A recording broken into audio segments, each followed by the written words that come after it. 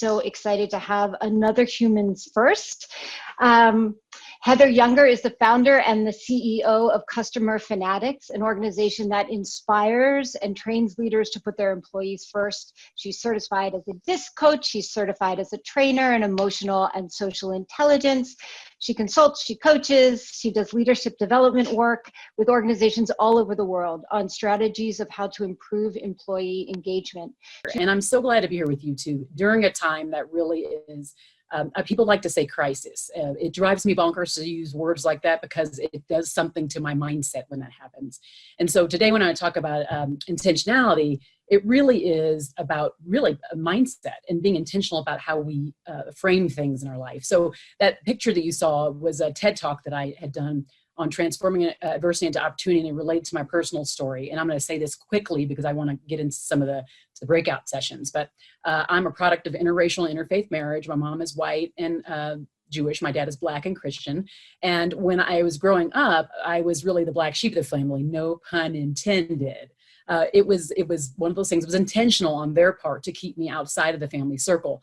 And during that time period, I had to I'm the only child. I had to figure out how I was going to get myself through all of this.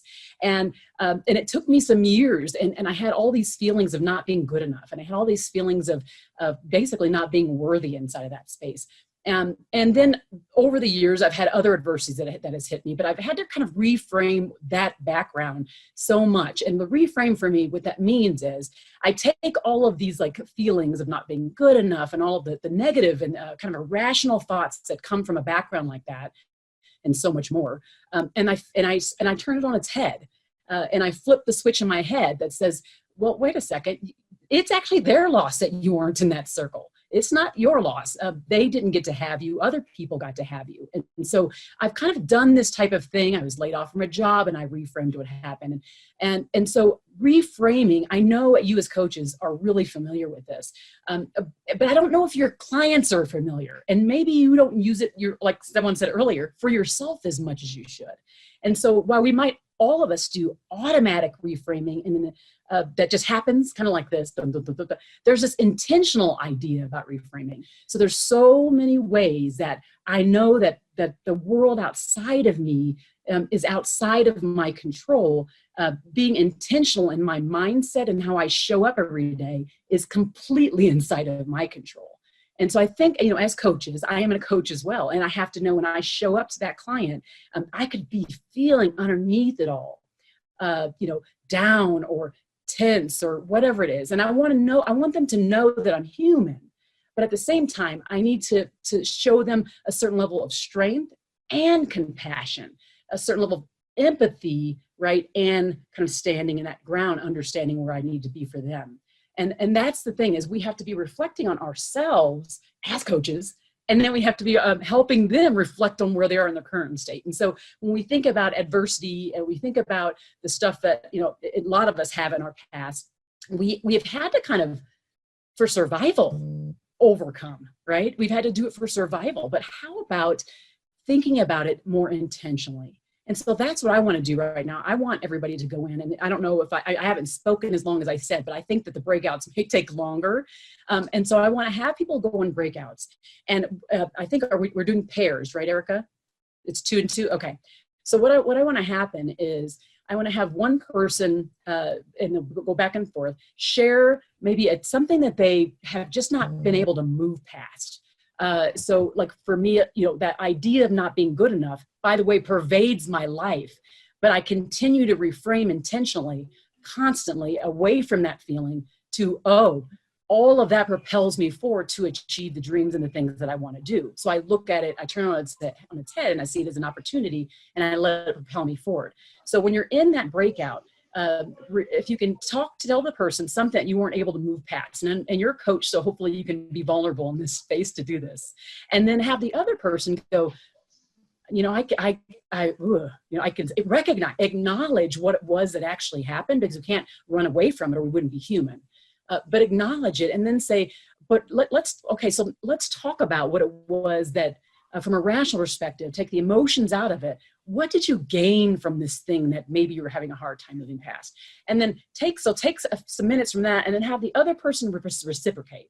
Sometimes when we do this like this in pairs, we're maybe used to doing it one way, but not it being done and with us, right? In collaboration with other people. So I'm interested to see when you do that and you come out of it, what insights you with. You want to say something? Yeah, go ahead. I had a limiting belief about coming back. I wanted to stay there. Welcome back. Welcome back. Little speed coaching.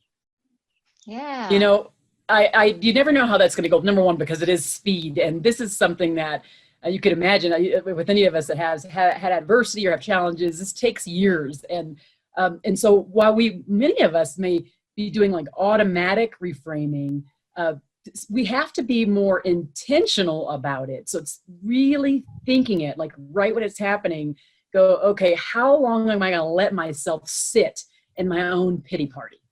How long am I going to let myself sit right here? Because I have to let myself sit in it for a certain period of time. That's the only healthy thing to do.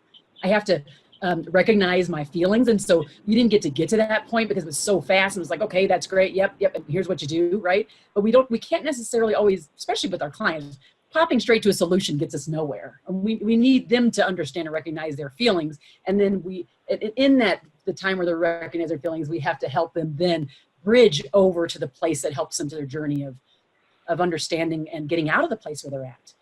So we have to meet them where they're at, and we have to sit there with them as coaches, and then also be there to be the bridge to get them out of that.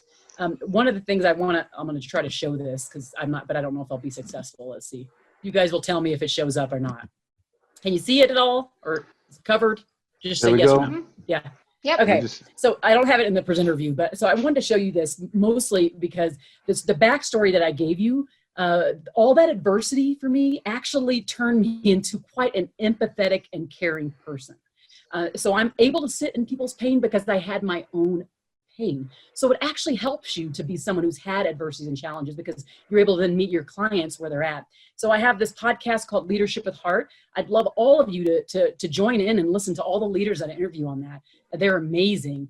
And they're all heart-filled, caring leaders, but there's so much emotional intelligence there. So there might be a lot to learn and maybe for you to share. And then I have a book. My first book was on employee loyalty, and this next one that's coming up is on caring leadership. So the reason why I wanted to bring this up is the title of the talk was Mastering Intentionality Through Adversity. And so for me, everything I do is an intentional because it ties back to the kind of not feeling good enough. It ties back to not feeling like I had a voice. So I've been very intentional on my journey to make sure I'm aligned in who I am. And I'm so excited to transition to one of my besties who I know will be talking about some of these things that kind of leads to what I'm just talking about. So I thank you for being on here and put whatever else you need to in the chat as well. These are the websites and LinkedIn, how you can continue the conversation with our speakers. I love that they've asked for the chat to be able to take it forward as well. Bye, everybody. Thank you for an incredible evening.